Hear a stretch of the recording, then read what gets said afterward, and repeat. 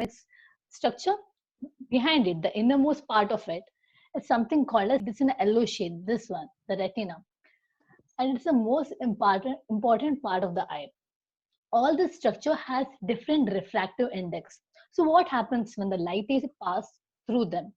So whenever the light rays pass through them, there will be refraction. And this refraction will make sure that the light rays will reach the retina. So when it reaches the retina will convert this light rays into an electrical signal. So this signal will be carried by the retina into this part of the eye, which is a nerve of the eye called optic nerve, into the brain. So brain will convert this electrical signals into an image, and this is how we usually see. Let me introduce to you a term called emetropia. So emetropia means having a perfect vision, having a clear vision. You know that some people don't use any spectacles, any contact lenses to see clearly. They're having a clear vision. So we call them as emetropic people. So the basic behind us is the same thing. You can see an object. The object will give out light rays. The light rays will enter the eye and get refracted and reaches the retina. This is a normal vision. So what happens when this refraction doesn't occur properly, or if there is any error in this? It creates something called as refractive error. Under this refractive error, there are mainly four things, and I'm going to talk about it. First thing is the myopia, hyperopia, astigmatism, and presbyopia. First, we'll talk about myopia. Myopia is a condition where the light rays won't fall on the retina, the yellow part, which is the most important part. But instead, it will fall in front of the retina. So they won't be able to see clearly. Here we can see an image how a myopic people will see a normal scenery. See, in the normal vision, you can see this beautiful waterfalls, which is far ahead, and something which is closer to us is a stone. We can see both of it very clearly. But in myopics, what happened? They can see something which is closer to them better than something which is far ahead. So we call it as nearsightedness. That means they are able to see only things which are near to them, which is closer to them. So this usually we can see it in younger age. It starts from a younger age. So what happens? The kid thinks this is how normally everybody sees. It won't know that actually he's having a problem. So next time when he meets his friend and his friend says, "Oh, look at the tree, you can see a mango," and the kid is not able to appreciate the mango, then he will realize, "Oh God, I have a vision defect. I'm not able to appreciate things in the far." Or sometimes the teacher complains that the kid is not writing down the notes from board, or he's not able to read from board. So this is a common complaints which the kid comes with. Sometimes they also may develop something called as narrowing or squinting of vision. So you can see here in this picture, the kid is trying to narrow his eye because he's not able to see something which is far ahead. That's why he'll start narrowing his eye so he can see clearly. They also may develop headaches. Headaches occur because the eye is trying to put a lot of effort, a lot of strain to see something which it can't see. So they'll start developing headache. So how do we treat this condition? Whenever this patients come to me, how do I treat them? I usually give them a biconcave lens. So this is a biconcave lens. When I place it in front of their eye, the light rays will focus right on the retina. Next, I'll talk about hyperopia. Hyperopia here, instead of the light rays falling on the retina, it's falling behind. Unlike in myopia, which falls ahead of it, here the light rays will focus behind the eye. So they won't be able to see clearly. Let's see how the patient sees. Normally in e-metro people, or if a patient has a perfect vision, he'll be able to see the ocean in front of him. He'll be able to appreciate the steering wheel in front of him.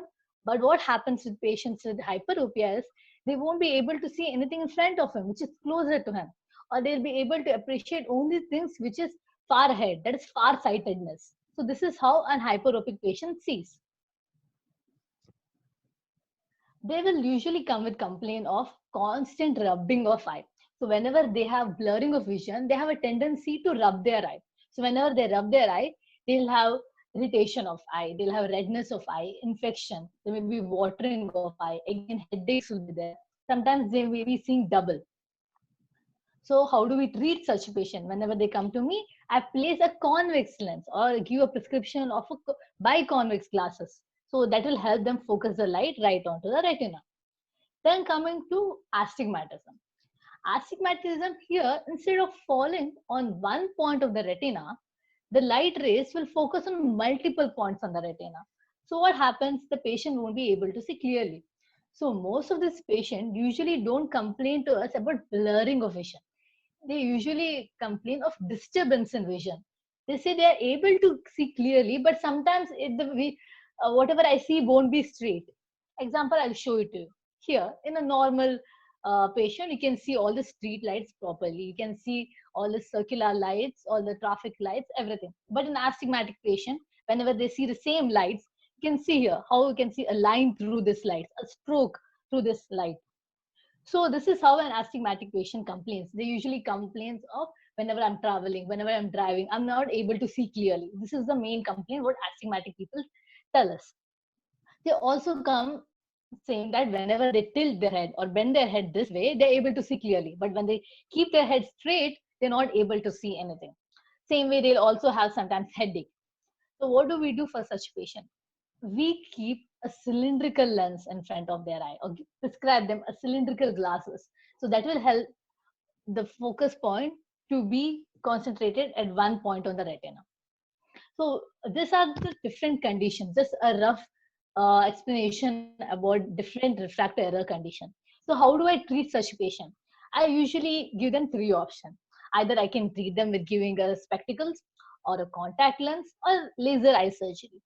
But if a patient is coming to me for the first time and he says he have never used glasses before and recently he's having blurring of vision, then I prefer to give him glasses first, because you're keeping a lens, a power in front of your eye, and you have to adjust to it. You need time. Your eyes will need time to adjust to this new lens. That's why first I'll ask the patient to make sure that he use the prescribed glasses regularly, at least for 2 months. So after that, if he's happy with those glasses, if he's very comfortable and seeing clearly with those glasses, then he can shift on to contact lens if he ever wants to use one. When I'm talking about contact lens, I would like to say one important point, that is contact lens care. Because I have noticed nowadays a lot of people are using contact lenses, and with that, there are a lot of complaints along with that. So mainly patients come to me saying they are having a lot of irritation, they're having redness after use of contact lenses, or they're not able to remove it properly, or it's getting stuck behind their eye. So the one main thing I tell them is the first point is use the right solution. Do not use water. Do not use your AquaGuard water. No, use the right saline solution which is given to you, and make sure that you soak them in that solution for at least 8 hours. And the second point is make sure you wash your hand. By now, you know how important is washing your hands, because it gets rid of all the infection. The contact lens is something which we put directly inside our eye. So there is more chances that you may get infected because of that. So whenever you're wearing your contact lenses, make sure you wash beforehand, or whenever you're removing, wash beforehand, and then you can remove your contact lens. The other thing is the patient, they don't know which side is the right side to wear the contact lens. So sometimes they say, ma'am, you have given me a prescription, but I'm using it for a long time. I'm still unable to see it. So when I ask them to show the box, you can see the contact lens is in this shape. Whenever the contact lens is in this shape, there's a bend at corner, it means it has inverted itself. It has become reversed. So you have to make sure whenever you're using your contact lenses, it's in the right shape. It's a proper U shape. The other important thing is to take them out. Never ever sleep the contact lenses on. I've seen so many patients who come to me and say, yesterday night I was so tired, I just slept off. When I woke up, it was the next day, and I forgot to take out my lenses. Now I have having intense burning sensation, pain. I'm unable to open my eyes. So when I check them out, they'll have so much infection in their eye. So you have to make sure that you always remove your contact lenses before you go to sleep. Uh, Let me just introduce to you the topic of laser eye correction. It's like an advanced treatment, what we give for this condition. There are two types of surgery we usually do, that's a LASIK and SMILE. Uh, the person who can undergo such surgery are usually any people who are 22 years or older. Sometimes we usually do who are younger than 22-year-old, but preferably we just say it has 22 years old or older. The other main point is they should have eye prescription which is not changing in 1 year. They should have the same eye prescription glasses for 1 year. They should not have different eye prescription glasses. They have to maintain a stable eye power. The other thing is obviously they have to have a healthy eye, a healthy cornea. Then they can undergo the surgery. So now I'll just brief you on it. It's actually an advanced technique, but I'll just say in a basic words how it actually works. First thing what we do, we put something called as numbing drops or what we call as anesthetic drops. So after that, we'll create a very small flap or a small layer of cornea and we'll expose it to laser light. So when we expose it to laser light, there will be flattening of the cornea. After this proper flattening, the required amount of flattening, we'll close back the flap. This is how we can treat the patient. But this varies from each instrument and the timing, everything varies. Usually this procedure takes place within few minutes and even the recovery period is very fast. They may have a bit of dry eye after the procedure, which can be treated by any of the lubricants, but nothing much from that. But you should know whenever you're going into such surgeries that any surgery, not only this, any surgery won't give you 100% result. Sometimes there may be some residual refractive error, but most of the patients I have seen have recovered with perfect vision. Then what happens if you never get your refractive error corrected? Imagine if you say, I don't mind if I can't see anything in distance. I just want your vision to be proper. I'm very happy with my vision. So what if you never get it correct? One thing is you'll have the headache, I told you, because your eye is trying so much, putting so much of effort to see, so you'll start getting headache. The other thing is you'll get something called as stye. Stye is an infection of eyelid. You call it as kuru in Kannada. So you get repeated stye. The thing is you get it treated today. After 1 month, you get another stye in other eye. You keep on getting the stye, which is we can't be treated immediately. So this is one of the condition which may be seen if you don't correct your refraction. The other one is you'll have dry eye symptoms. That is, you'll have burning sensation of your eye, you'll have irritation in your eye, you have itching in your eye. Sometimes this condition may also lead to development of stye, or sometimes stye may also lead to development of dry eye. So it's like interdependent. Then the next topic I want to talk to you is about the most current topic in ophthalmology, that is computer vision syndrome. So this is the one you may be experiencing it right now because you're looking at your screen for an uninterrupted period of time and you're putting so much strain on your eye muscles so that you can maintain a constant tension which is required to focus on something close to you. So you start developing complaints like eye fatigue. You'll be saying that, oh my god, my eyes is so tired. I feel like my eyes is so heavy right now, and this drooping of eye. That's what the patient complain of. Sometimes there'll be itching of eye and all the symptom of dryness, that is burning sensation, redness of eye. And you may also complain of blurring of vision after some time. After some time looking at a screen for a few minutes, you'll say, oh God, I was seeing clearly a few minutes ago. Now it's all blurred. The other thing is you may also have double vision and or headache. So how do we prevent this? Usually we give them something called as 20-20-20 rule. It means for every 20 minutes, look 20 feet away for 20 seconds. This will help you relax your eye. There are also some eye exercises we give them. That is, ask them to look sideways, look up and down, move your eyes in a circle, keep blinking. These are the eye exercises which will help you relax your eye muscles. So how do we reduce this eye straining? First thing is go for regular eye checking. If you have this complaints from a long time and you're having a lot of disturbances, then you can come to us. We'll do the relevant test and find out what is the best way of treatment for you. The other thing is all the eye exercises I mentioned it to you. The best thing is using the proper lighting. Whether you're working on a screen or whether you're reading a book, you always make sure that you are sitting in a well-lit room. The most common thing which our patient won't follow is something called as monitor cleaning.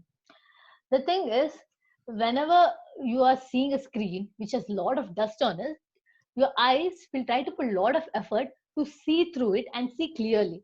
So we ask the patients whenever you're using your screen, make sure that your screen is clean. And the other thing is, make sure you're sitting in the right distance away from the screen. That is at least 22 to 26 inches away from your screen. And the other thing is glare reducing. There's something called as anti-glare screens you get for your laptops or for your desktops, which will help reduce the blue light from the screen. And another thing is font scaling. Font scaling is something where you increase the font size of whatever you're working on. So your eye doesn't have to put so much effort to read the smaller font sizes.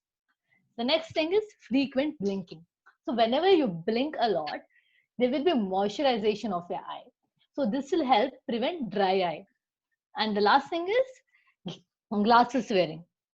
So whenever you wear the right prescribed glasses, you'll be able to avoid all the symptoms such as headache. And the best thing, what I have already mentioned, is 20-20-20 rule, where you take break for every 20 minutes for 20 seconds. You look 20 feet away. And there's something called as computer glasses. I have seen most of these patients come requesting for such glasses called as computer glasses. And they say that they're using this anti-glare lens for a long time, but still they're having this computer vision syndrome. The main thing is computer glasses are not anti-glare glasses. They're a type of anti-glare glasses, which is specifically for blocking blue light, a high intensity blue light, which is specifically emitted from all the screens we use. So this, the main feature of these glasses is it has yellowish orange tinge to them. As you can see here, it is not clear as regular anti-glare glasses. It has a tinge of color to it. We should not confuse them with the sunglasses. Sunglasses is for UV radiation, which is emitted from the sun. And those computer glasses is for blue light. So we should never use sunglasses for as anti-glare glasses because it will never help you out. Then coming to something called as dry eye at office, or we call as office dry eye. There's certain patient who come to me and they tell from 1 year I'm using your medication, but still I'm having a lot of dry eye. So when we try to take history from them and ask them where do they work and how do they work and everything, we find out they're working in a closed space with an AC. So what happens? Some of this AC will reduce the moisture content in your air. So when there is reduced moisture content in your air, there's decrease of moisture in your eye. That's why it will start producing symptoms of dry eye. That they'll start complaining of dry eye. That is, there may be redness, lot of burning sensation in your eye, there's blurred vision, or intolerance to bright lights, or excessive tearing, or you feel like there's something inside your eye, or there's a foreign body sensation in your eye. There may be itching or drooping of your eye. You feel like your eyelid is sagging. So how do we treat it? One thing is we ask them to use humidifier. Humidifier will increase the moisture content in your air, either if you're working in a cold weather or in a severely dry weather. Drink a lot of fluid. It will help you maintain your body hydration. The other thing is if you're having this for a long time, it's better to come and see us. We'll look into it and we'll give you the right medication. And the best thing is to protect your eyes. Protect your eyes against glare and all the dust. So I would like to end this whole seminar with a takeaway message of healthy eye care. The first thing for the healthy eye care is regular checking. So make sure whenever you're using glasses, especially young students, they have to get it checked every 6 months. And if you have any problem with your glasses or any problem with your vision, it's always best to come and see your doctor once. The other thing is, as I already mentioned, is proper lighting. Make sure you use a proper light, sit in a well-lit room, and make sure the screen brightness is not too bright. Other thing is blinking frequently, which I already told you, which it will moisturize your eyes, so it will help prevent dry eyes. And using the right glasses. If you're working in sunlight or if you're working out in a field, then you have to use your sunglasses, not your anti-glare glasses. And if you're working on a screen, you have to use those computer glasses, those amber glasses, and sitting at the right distance from your screen. That is at least 22 to 26 inches away from your screen.